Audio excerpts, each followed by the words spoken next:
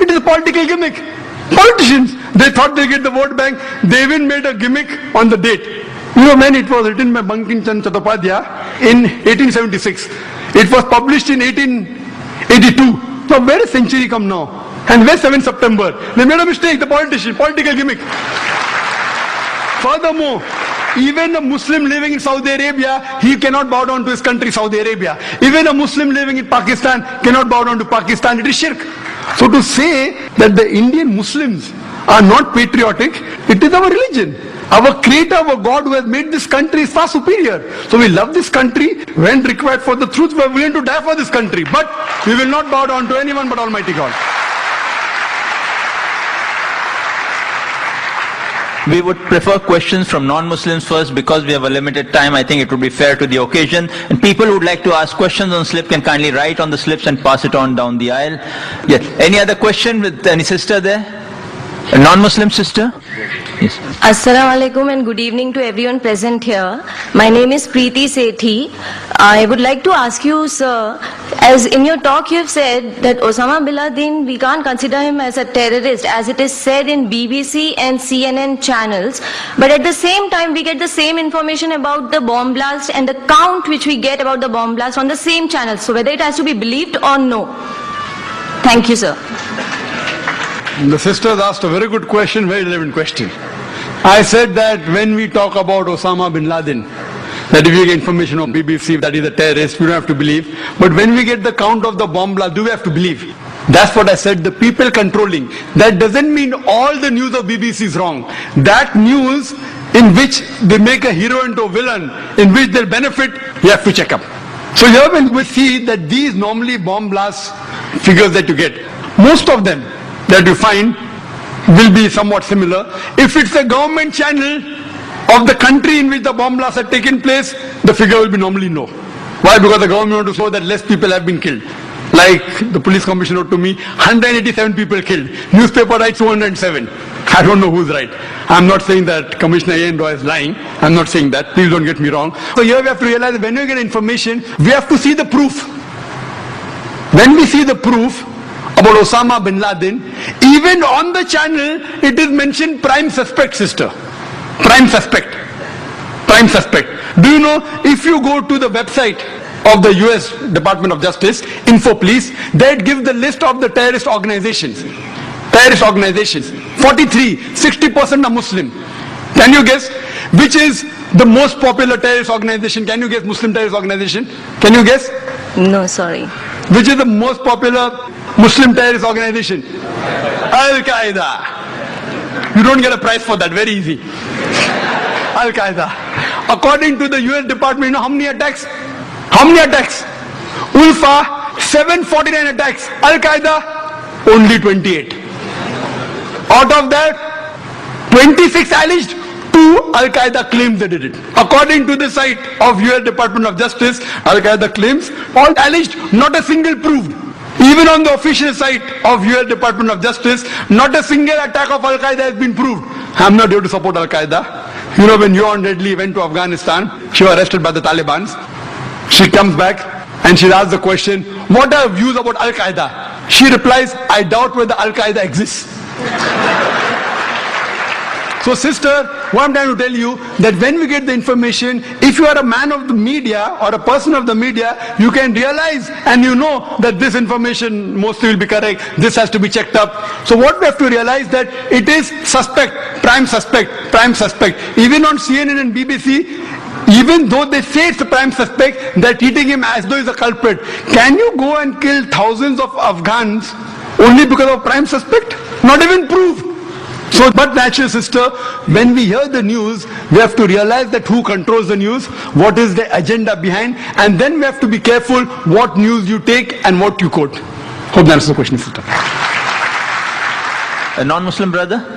The question has been put forward by my non-Muslim friend. Okay, we'll allow that. Okay. Assalamu alaikum, sir. Myself Saif and I am a management student. The question is that do you think that Muslim feel insecurity and that's why can we say that terrorism is its outcome? Thank you, sir. Your comment, please.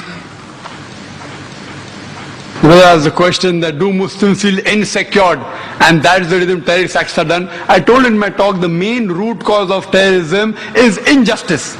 It's not insecurity. Insecurity may be part of it, but the main cause is injustice. Injustice and something wrong done to a group of people.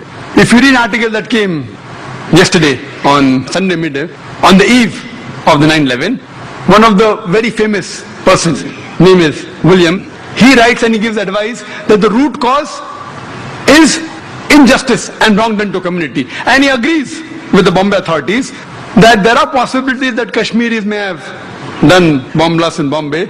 But he says, what is the cause? According to him, the Kashmiris are unmilitant people. They are peace-loving people. So what has forced them to fight?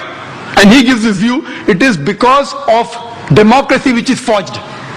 He says that, not me. It's not my comments. Person who is an expert. And he gives advice to people in the world. He says that the democracy is forged. It is manipulated. That's the reason what we find that they're fighting. Same in Palestine. They're fighting because the rights are taken away. So the main cause of terrorism is injustice done to a group or any wrong done. So to get their rights back, this gives rise to a fight, to a retaliation, which is called terrorism by people opposing it. Those who agree with it, they call good. For example, Bhagat Singh, he fought for the freedom of the country. By the Britishers, he was called terrorist. We call him freedom fighter.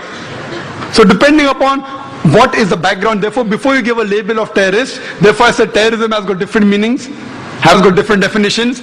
It changes because of geographical definition. It changes because of history. So the same person who's called a terrorist by British government, we Indians called him a freedom fighter. So like that, they have to find out the main cause is injustice done to a group of people. I'll ask a question from non-Muslim brother on the slip. This Christopher Lobo asks, how can you prove that 9/11 was an inside job?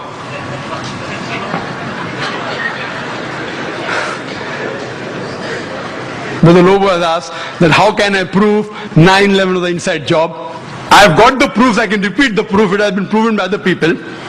Just a few days back, there was an article that came in the newspaper that 75 professors of US, they say, they believe that 9/11 was an inside job. And in the article, it was mentioned, it came in Times of India, I think on the 7th of September. It says that 75 professors and scientists belonging to different universities from different parts of US, they believe that 9/11 was inside job. And they say that there were some politicians in White House who have engineered the destruction of the Twin Towers. And they say the main reason was so that they could attack and they could have control of the oil-rich countries. Open secret, I told you. One of the professors by the name of Steve Jones, he says that we do not believe that 19 hijackers and a few men in the cave in Afghanistan could have done such a professional job alone. They could not have done it. We don't believe, and by God, we are going to come to the truth and we are going to expose. We don't believe in the theory of the government. They don't believe in the theory of the government. And he further goes on to say that we as being professors and scientists, we know that the steel beam of the Twin Towers, they couldn't have melted at the temperature at which the jet fuel was there. And there were systematic bomb explosions which caused this to come down. Otherwise it cannot come down. There are many tapes, there are many books written against it. I happened to watch many of them. I even happened to watch the video recording of this Professor Steve Jones. And yesterday's paper, we read another news. 3 days later, Professor Steve Jones sent on a paid leave.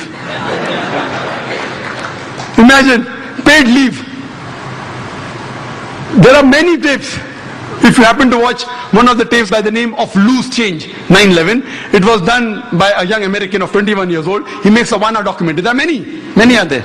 This 9/11 documentary, it has collected clips from the various, of CNN, of Fox Channel, all the news clipping, he took interviews, etc. and made a 1 hour documentary. And then he says that people who saw the airplane, they said it cannot be a passenger carrier. It looked like a military plane. It didn't have any windows.